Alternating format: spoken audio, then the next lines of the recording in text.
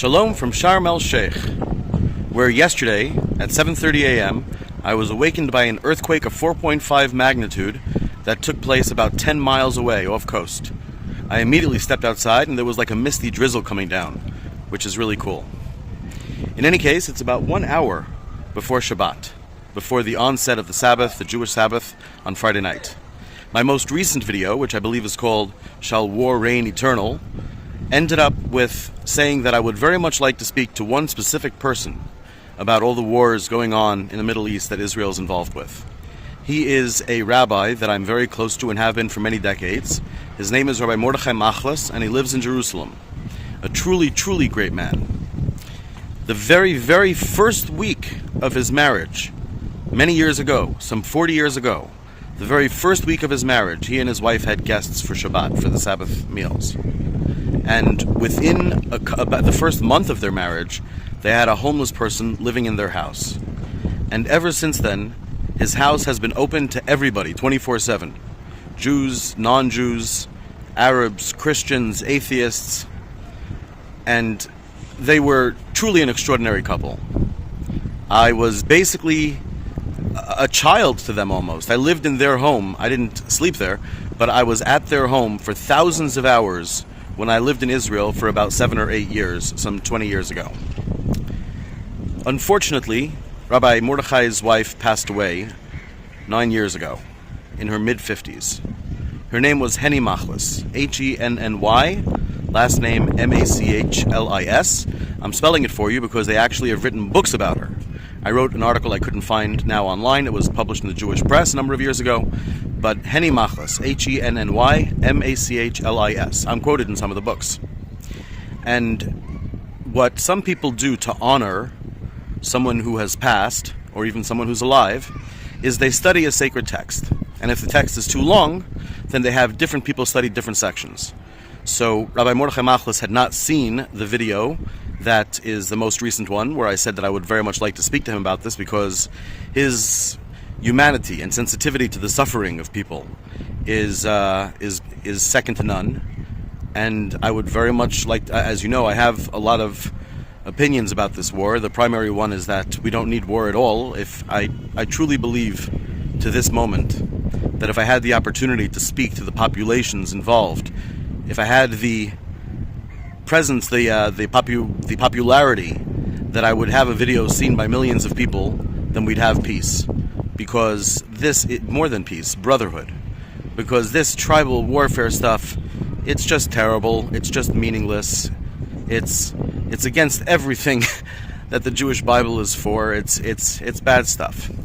In any case, when I called him up to speak to him about it, so he said that the anniversary of his wife's passing is coming up in a few days, and he's trying to get the entire Jewish Bible, which is the Old Testament, the Torah, Nevi'im, Ketuvim, the entire Jewish Bible read this week in honor of his wife. So I said, I'd be happy to do as much of it as you'd like. So he asked me to do Vayikra, that's Leviticus, chapters 6 through 10, and Melachim Bet, that's Kings 2, chapters 13 through 25, which is the end of the book, and from Isaiah, chapter 1 to 55, which is almost the entire book of Isaiah. So my original plan was to do it all on video. And after a few hours of that, I realized that's not going to work. People aren't going to watch all of that. And especially because it's so disjointed, coming from different places. So I decided that I'll share something that I think that she would like, in particular. Now, she was very much like a mother to me. I really, really, really loved her. And she was just such an amazing woman in every way. Anyone who's met her, literally anyone who's met her, will tell you that she was somebody extraordinary. Somebody that you're not going to meet anyone else like her in your entire life. He is as well, and that's why I would love to have this conversation with him. Love to introduce him to you. And perhaps we would solve some issues together and be able to reach the world. In any case, so her perception of Judaism is the classical tradition. By the way, I'm in Egypt. I'm in Sharm el-Sheikh, hence the call to prayer. So in the book of so I'll just tell you one thing that I came across in my reading of all these chapters, which come up to about 8% of the Jewish Bible, which is quite a lot. But in 2 Kings, there's a really interesting story about a king named Josiah, and how in his day when he wanted to fix up the temple of God in Jerusalem, he wanted to fix up the temple, he found, or not he, but one of the people that he sent, the high priest, people that he sent to go do the work, they found a Sefer Torah. They found a Torah scroll, and they brought it before him, and he rent his clothes. He said, "Oh my God, we're going to be cursed. We haven't been following this at all." And he instituted a whole bunch of reforms. Now, there are many modern scholars who say, well, this is when the Torah was actually written. In other words, here in the Book of Kings, and it's also, you have the same story in the Book of Chronicles, this tells us when the Torah was written. It was either written by Shaphan, or it was either written by someone there, or just discovered by them, but written shortly before that. And Josiah bought into it. He was a young man, as being legitimately from Moses, so a long, long time prior, and therefore, and that's where it comes from. There are some who say less than that. There are some who say it simply comes from Deuteronomy, that perhaps the exiles, because in the year 722 BCE, the northern kingdom of Jews, there were two kingdoms. There was the kingdom of Judah, and the northern one was called Israel, Yisrael. The northern kingdom had been conquered in 722 BCE, and there were many refugees who escaped down to Yehuda, and who gave much of their wealth to the building of the temple. So there are some who say that they brought Deuteronomy with them, Dvarim, the fifth of the books.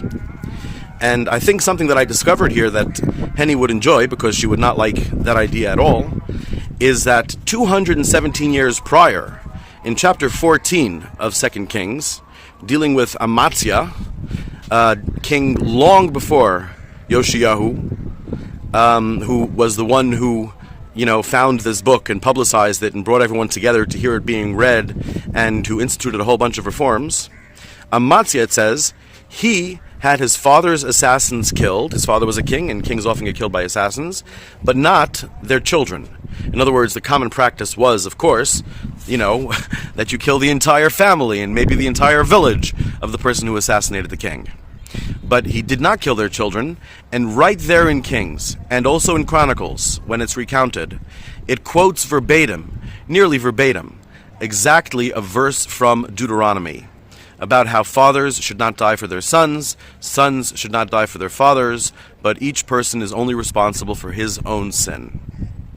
And this is 217 years prior, which gives at least some credence, a lot of credence, to the idea that perhaps the Torah was, of course, of much earlier times, but, and that's why, of course, Yoshiyahu was saying we're going to be cursed for not keeping it. After all, if they never knew of it whatsoever, why would they be cursed?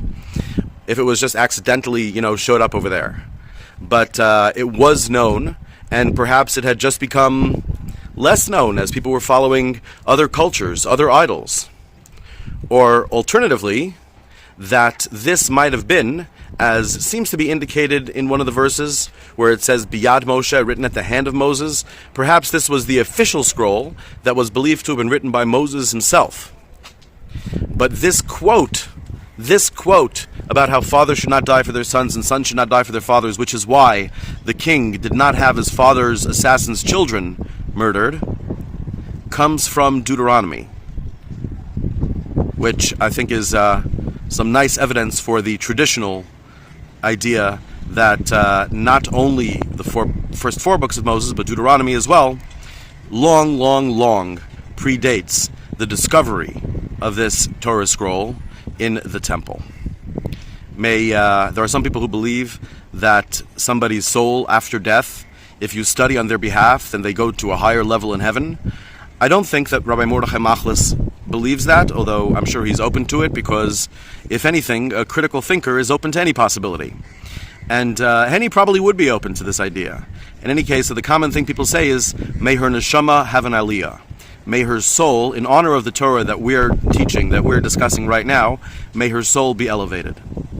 So, may her soul be elevated, and it's worth looking up her name online to read about her. And some of the stories might sound hagiographical, almost too good to be true, but there are millions of people who have been through their home who can testify that it's true. Hopefully we'll be able to have Rabbi Machlis on at some point soon, and I wish you all a very, very beautiful Shabbat, a beautiful weekend, a beautiful Sabbath, Goma Mubarak, which is a happy Friday. Friday is a sacred day for Muslims, which is where I am right now. Pronounced Juma in other countries, which I don't want to get distracted, but basically one thing I discovered here, which is interesting, is that the Israeli pronunciation of Hebrew, because of course Hebrew has been pronounced differently around the world throughout thousands and thousands of years, the Israeli pronunciation of Hebrew seems to be very much influenced by the way that the Egyptian Jews pronounced Hebrew.